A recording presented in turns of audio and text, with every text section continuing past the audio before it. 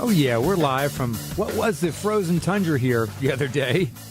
7 degrees on Tuesday. Wednesday was 9 degrees. Today it's mid-50s. No snow. That's the best thing about New York when we get a dumping of snow. And like 2 or 3 days later, warms up, you get the rain, just gives the city a nice bath. And New York City is always in need for a good bath, right?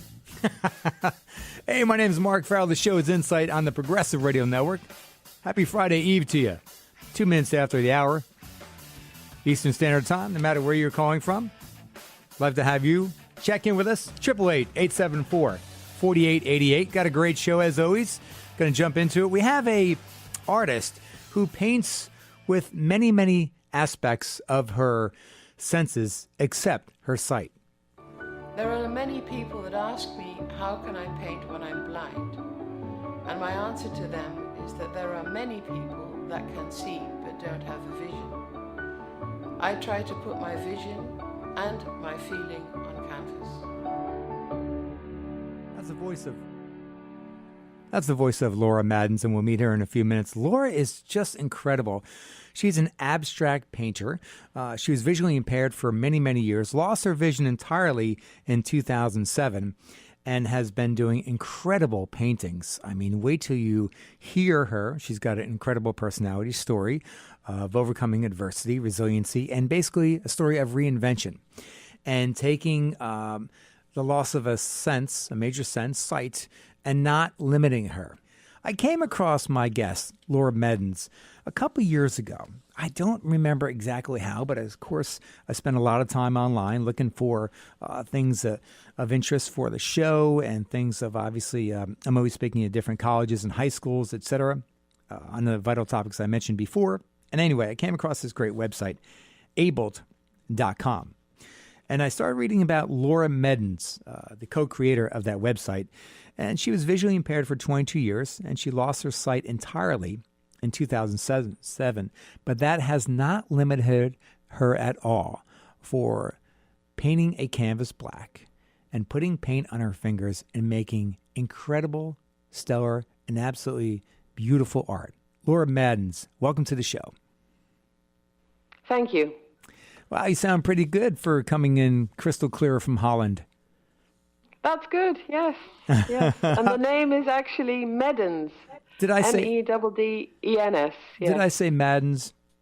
You did. Oh, my apologies. I start the interview with a little error there. Laura, it's a real pleasure. I have looked at your art online. Thank you. And it takes me. I appreciate art. I'm not one to go to the museum and explore new art. But when I see art, I always take the time to appreciate it, and whether it affects me or not, give it a chance. And instinctively and almost instantly, your art leapt out of me, and I felt the weightlessness of it, the motion of it, the serenity, the tranquility, and just the overall magic of it. And it is so appealing. Thank you. Yes. So, please go ahead. I didn't mean to cut you off. No, it's fine. I just wanted to mention that I do it from my mind because I don't see anymore. And it's really nice to be able to see the things and then just put them down on canvas. And it makes it extraordinary. As you put it, it's your mind's eye. You had your vision for Absolutely. many years, and you were, I imagine, just like the beauty of the brain and long-term memory is that you have these pockets of great memories, and they're connected, I'm sure, to visual sense, and probably throughout, the last 10 years or so, when you have lost your vision, you're constantly reminded of things in your mind through possibly everyday life or experiences or vacations through different senses and memories that inspire you for different paintings. That's true. Yes. So talk about, I know you had a history of working with pottery, and did you dabble in painting when you were younger? I did. When I was younger, I could, actually look at things and then put them on paper. That was very different than now. But yes, I did do a lot of artwork when I was younger, yes. So tell me about the first time that you, after losing your vision, that you said to yourself, you know what, I'm going to give this a try? And how did it go? That was in 2015, and I was very inspired to put some clouds on a canvas. And so I did that, and then I left the painting for quite some time, and I got some inspiration, and I came back to it, and that's the first painting that I did. That was Origin, and that one I finished, and you see people tell me what they see, and it's very nice to notice if you have 10 people looking at them, that 8 people say the same thing, of birds flying up with a red ribbon. And so that was really nice to me. So that was the reason they could see a frog jump off a cliff, which was nice too. So all these things that I couldn't see were happening, and that made it very interesting. So the inner mind of the person that looks, and the inner mind of my mind. So that was, it was very good to do that. That was 2015, June of 2015.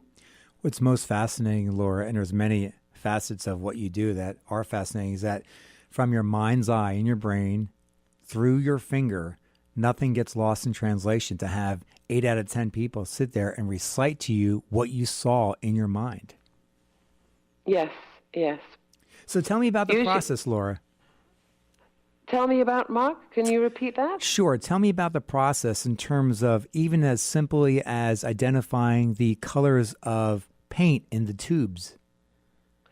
What I do is, what I do with the tubes is I mark them beforehand, so I know how much is in there, and then I cut a piece off the tube at the end, or I cut a bit of the paper off, and then I know exactly which color is what. And the funny thing is with these visualizations, they're not the normal visualizations like you would know when you go on the street and see a car or a tree. It's very different. It's usually it is a candle that's always in flame, and I see it as a soul, and it's always lighting up with a little flame. And it's like a flame that blows in the wind. And actually, there's a lot of colors behind it. And that makes it so clear what color candle I'm painting. And that's the second painting that I made, Tango, which was a white candle with a flame. And to me, this is just the love that goes around and the soul that you paint. It sounds very spiritual, which I am actually not really fond of, but I do see these things, and it's absolutely amazing. I see very bright colors, so it's sometimes black in the background, and you have a blue candle or a red one or a white one, and out of that come a lot of new things that people see. So the chorus of love, when you look at the bottom of the page, you see people. But to me, they were just little candles. And it's extraordinary what people see in them. So it's interesting how you identify the colors of paint in your own unique way, which is awesome. But spatially, how you actually, I saw on your website, it seems that you actually count down. You have a way of determining where you were left off and where you want to pick up on, maybe with the same color or a different color. Discuss that, please. I have a canvas in front of me, and this is usually quite big. I feel it, and then I see the visualization in my brain, and I just put that down as I see it in my brain. So the background is a color. And that's what I put on first, then let it dry. And then I spread it and feel where it should come, the object that I'm painting. Yes. But in terms that's of the way it goes. In terms of knowing where you left off, because obviously you run out of paint, you have to get more paint out of the tube, put it in your hand, because it seems like is it called the palette? Your palette is more of that, your hand, correct? It usually is, yes. I put the paint in my hand, and it depends on the painting as well. If I put it on the floor and walk around the painting, or I'm on my knees, and then I just focus where I've been, and I can feel it because it's wet. so I always know where I've been last. And I'm very into the painting at that moment and feel a lot of guidance as well when painting it. So I just put down what I feel and see in my mind. And with the celestial avalanche, it was very clear to me, that visualization. And I put it on there, well, within, I think, a couple of hours, which was, just dries and it's finished. And very spectacular. The best paintings I made a little quicker than the ones that I leave alone for some time. So the best paintings are really when I come home, I've had an exciting day, I've been out in nature, and feel very happy, because I never paint when I'm down, never. I always paint when I'm very positive and happy. And that's the way I put it onto the canvas, yeah. So, it's just a matter of feeling and mixing and knowing what you're doing, because I do know what I'm doing. I have a visualization, I just copy that visualization on the canvas, and that makes it so interesting. You're painting with a stream of consciousness. Yes, I am, yeah. That's amazing, Laura. And going back to what you just said, if you have a painting and you put it aside for a while, I'm marveled by the fact that you can take out this painting, we'll call it painting X, we'll call it painting Mark. Okay. You take out painting Mark, and then you begin possibly where you left off. You can retain what you actually did maybe weeks or possibly months before on that particular canvas? I can, because that's what you asked previously, and I didn't. I went in to another point, but yes, I do feel that, because I work quite thick with my paint, so I can always feel where I've left off. Yes, always. Maybe where you left off, but how do you decipher the colors of where you left off? I remember. Really? That's amazing. I do remember, yes. That's amazing. I do remember. Did you amaze yourself with any of this, any aspect, especially when, and were you afraid or kind of, maybe not afraid, but not that confident in what the feedback would be when maybe you showed your daughters or anyone else in your life close to you? Well, actually, I just did it to start with for a hobby. And my daughter came in and she said to me, "Mum, that painting is for me." And I said, "Why? It's not finished yet." "Yes, it is," she said, "because I can see two people dancing." And at that moment, I didn't know that, because I actually wanted to put on a candle, on the canvas a candle. And that's tango, but it's a very, very nice painting. Everybody loves it. It's a very peaceful painting. And yes, I was amazed. So that was the first painting that I was amazed by. And the fact is that Gabriella, my daughter, she had the same taste as I did when she grew up. So I knew it was a good painting. And we used to, when we looked for a car, for example, she would say to me, "No, Mum, that one's to this color," and I would know what she meant. So with the painting, exactly the same. She tells me, she translates my mind, really, what she's seeing, and that helps a lot. So, yeah, that's really very nice. And then I was actually quite happy with that. But there was a very nice person from New York, New Jersey, actually, who looked at my paintings, Harry Simon, and he said to me, "That painting is absolutely amazing." And he looked at some more, and I was very happy about that. And that's the reason I got my confidence as well, because he had a gallery himself, and he's gone to Maine now, but he was very happy with the results. So I was very confident after that as well.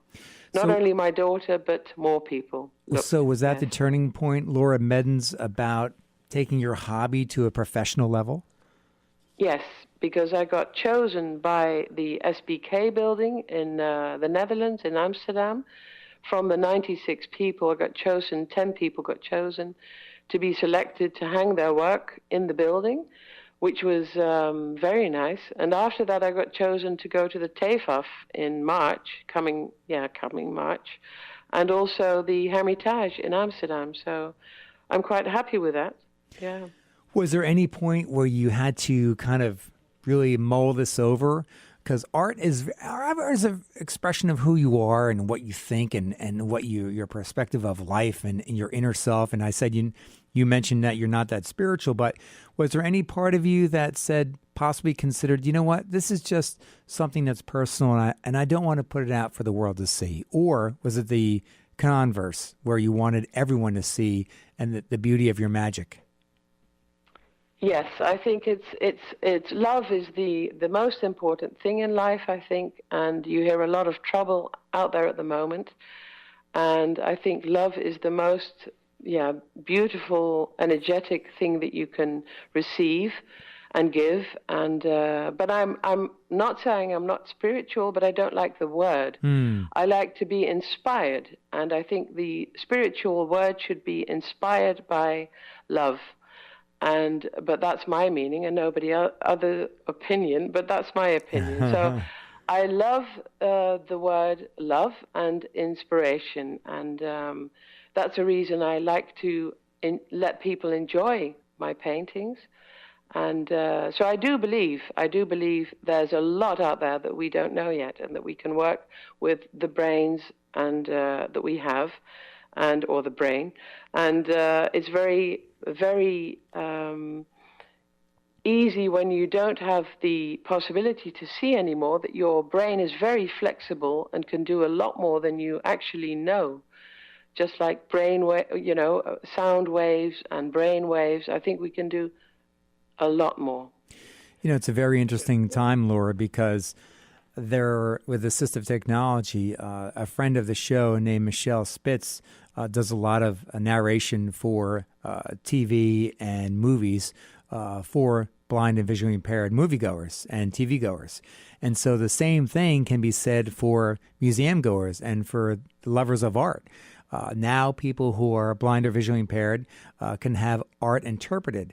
And so what better way to appreciate art from a person who experiences blindness for people who are blind or visually impaired, to show that there are no limitations. No, exactly. No, I agree. Yeah. No limitations at all. How many paintings have you completed? I think I am reaching 30. Yes, I think 30. 32, 33, yes. So it's quite a lot. Does painting outweigh or give you way more satisfaction than pottery or anything else you've done in your life? Well, this I can actually do completely by myself. And pottery is always, you need an oven, and this will dry, and it's ready to be shown. So yes, I can do this by myself, and this is actually very nice. Yes. And I imagine you sound like a self-sufficient person, so you take a lot of pride in being independent, and why not? And to be able to paint, 100% independently is even more rewarding. Absolutely. Yes, it is. So who would have thought that we'd have a conversation, me being in New York City here and you being in Holland, and the word New Jersey would come up. But you got your first eye dog from the Seeing Eye in Morristown, New Jersey. Absolutely. That was fantastic. Wagner, my favorite. Yeah, he was absolutely a gorgeous golden retriever, Wagner, and he unfortunately died because of he got lymph cancer and tick disease from the tropics in Curacao, and he died. But I've got a lovely dog now, and his name is Nugget. He's absolutely superb, and very, very happy with him too. Yeah. Just curious, it's a little bit of an aside from your artwork, but is the Seeing Eye so renowned that you came from Holland or Curacao because of its notoriety?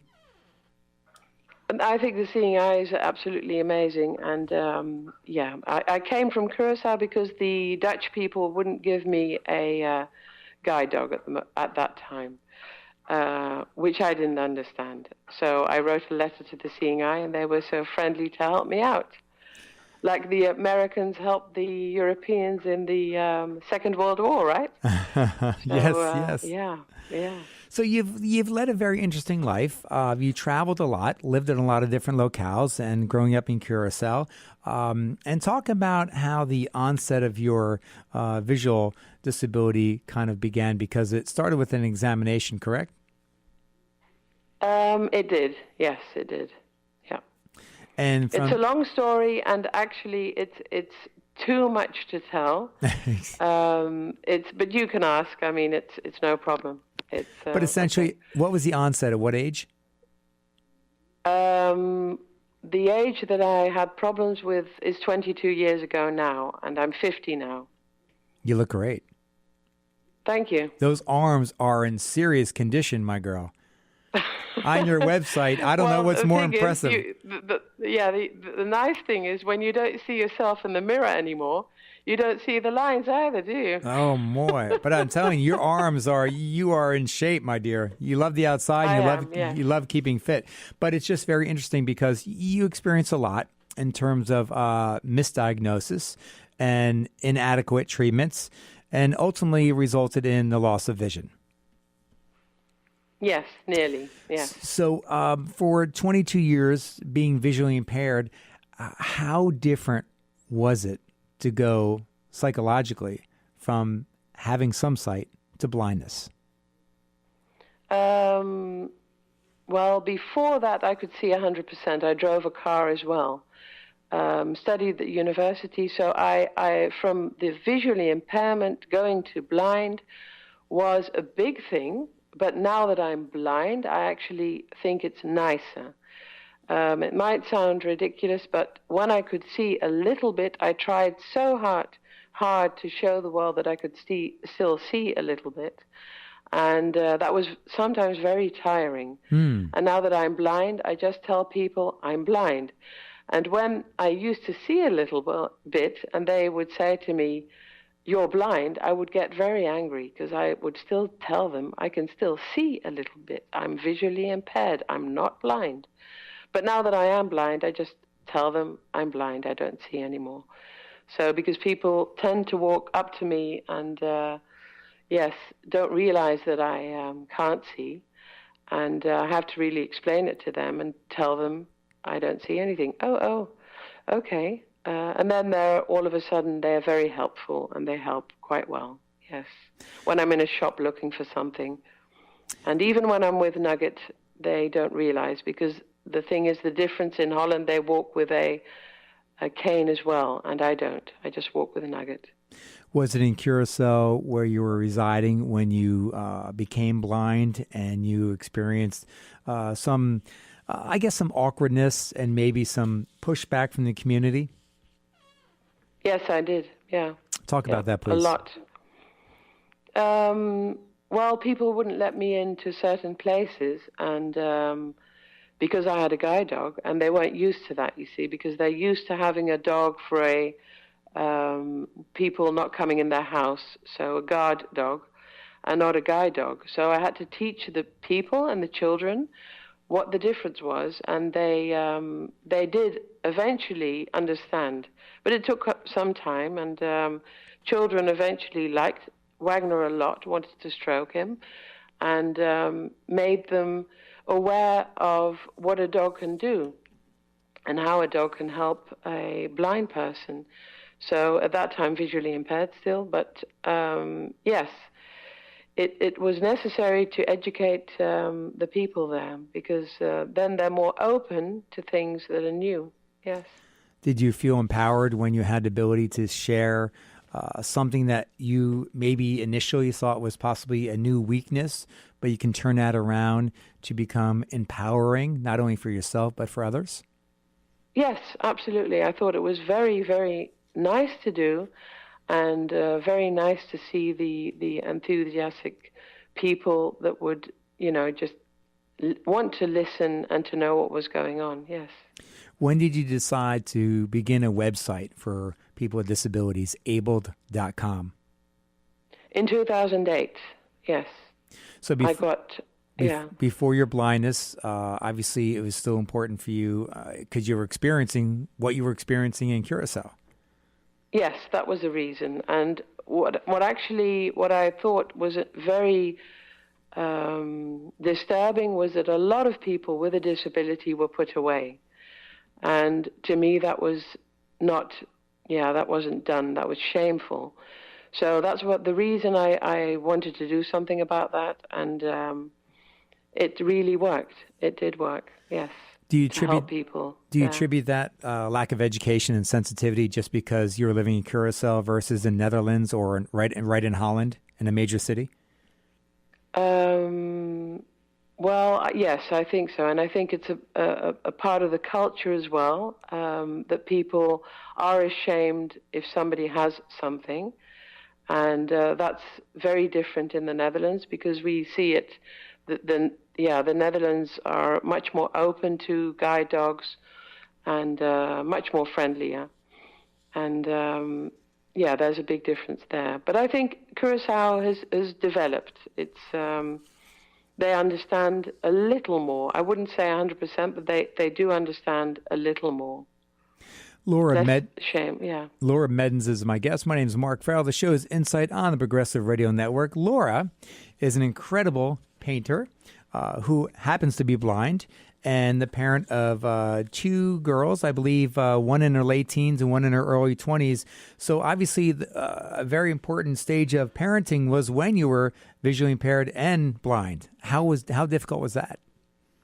Well, I actually have a son and a daughter. Oh, son and daughter. My mistake. No, Michael and Gabriella, their names are. And Michael is 20 and Gabriella is 19. It was difficult sometimes because you want to show how well you do it without seeing. You see, you're visually impaired and you don't want the children to fall or let anything happen. So I had to prove everybody around me that I could do it. And I did it. And it was a lovely time. It was lovely to have the children in Curacao in the tropics. So they didn't need that much clothes as they would have done in the Netherlands. So it was always quite easy. Just put on a nappy and we would go for a swim. And I always taught my children to come to me after 10 minutes to tell me they were safe. But my ears started to work much better too, so I could hear them around me. When I couldn't hear them, I would get up and have a look where they were. But it was fun having the children, and it was nice to prove that I could do it, and I enjoyed it a lot. Yes. And I imagine very beneficial for them to obviously not only help you, but to see how strong their mother was with a visual impairment, and to see that her life would not be shut down due to blindness. No.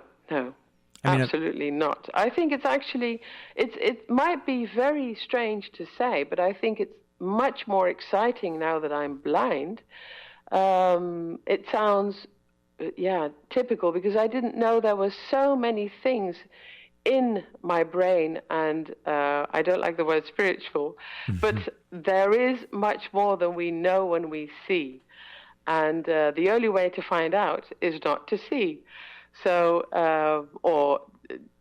to get something else, to understand that there's much more that we can do with our bodies and brains and everything around us. So it makes it interesting. And I am positive. I must say that if you're not positive and you become very depressive, it's not going to help you because you won't grow. And in order to grow, you have to stand open for new things that will develop in your brain to be able to feel and connect with those beautiful things that are out there that you didn't know that were there to start with.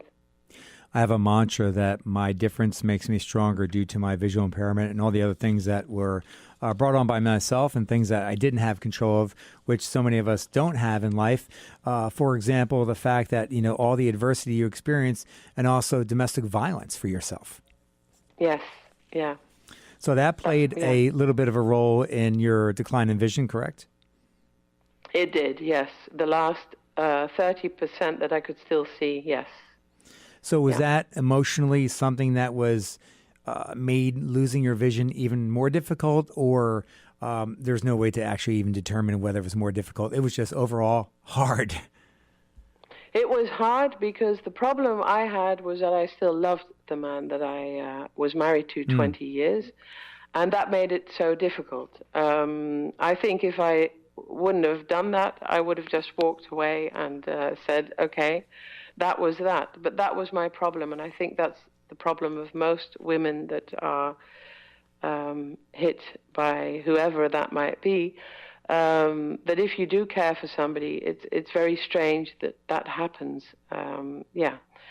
So it took me some time to understand that, and but my vision, yeah, was just gone, and the pressure was kicked out of my eye.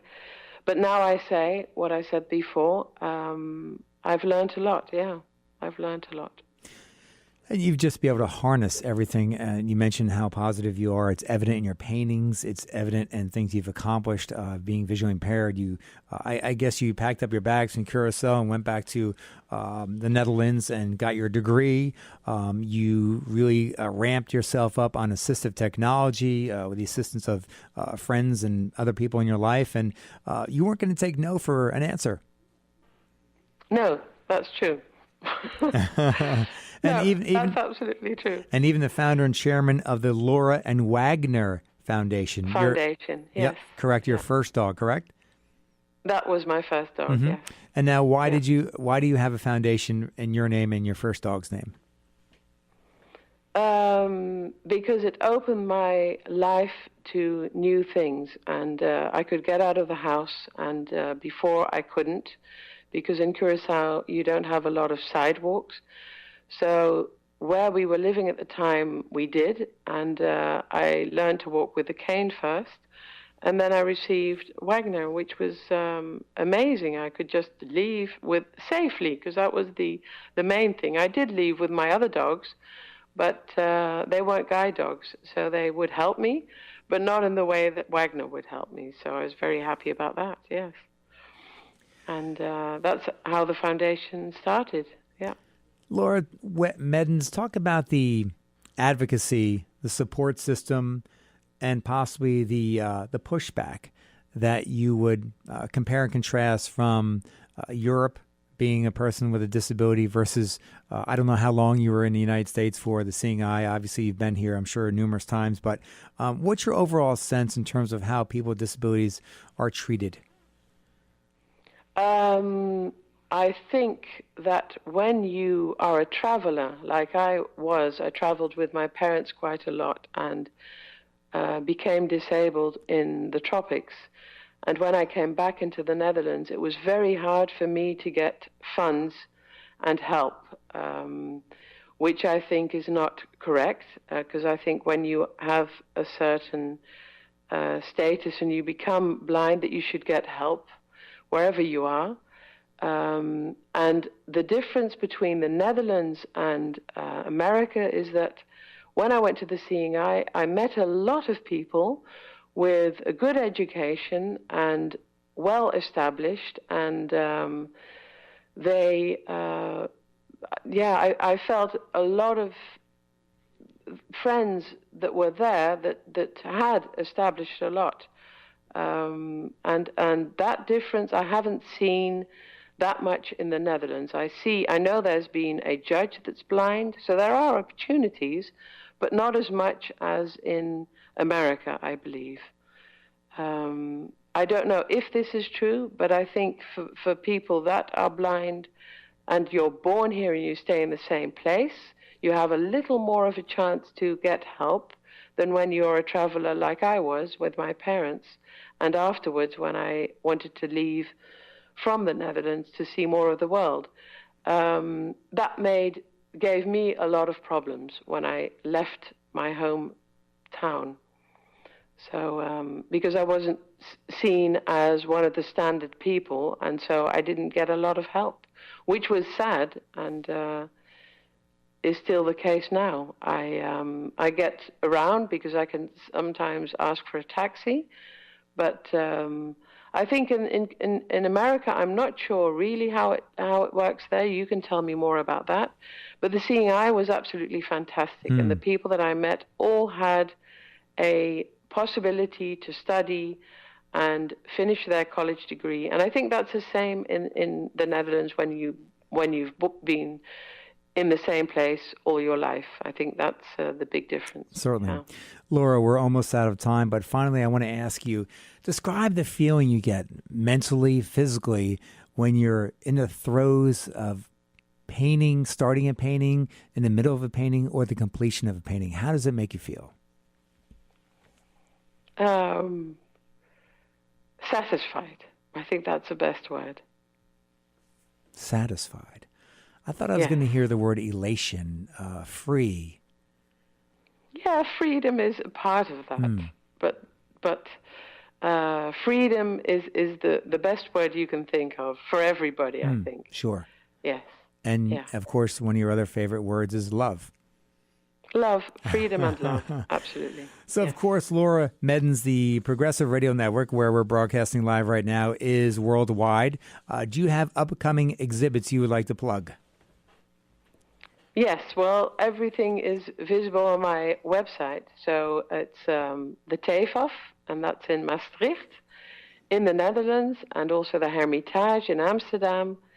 And if we really have travelers amongst the listeners, I'll be in the tropics in October in Curacao. Oh, I would love to visit you there. Yes, that's lovely there. Yes. Any possible trips or exhibits in Los Angeles? I hope so, actually. I do hope so. But I'm waiting for an answer from the people over there. So who knows? I don't know. Yeah. And we'll see. And finally, Laura, what would you say to anyone who is experiencing vision loss and or blindness that are new to this new chapter in their life? The most important thing to stay positive, although it's very hard at the time, there's always new things that will come out of it. And if you have that attitude and you're strong and you get help from friends, because that's very important to have help from friends and people that love you, that will make it okay. That will really help. And I've had a lot of that around me, and a lot of people that, have the interest to help, and then you'll get through it. You'll be able to make it and see the nice importance of experiencing everything that you've experienced. Yeah.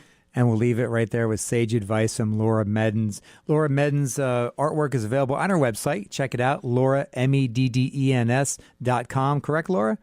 Yes, correct. And check out her website. She's a co-founder of Abled, ABLED.com, ABLED.com, for a lot of great shared networks about all types of disabilities.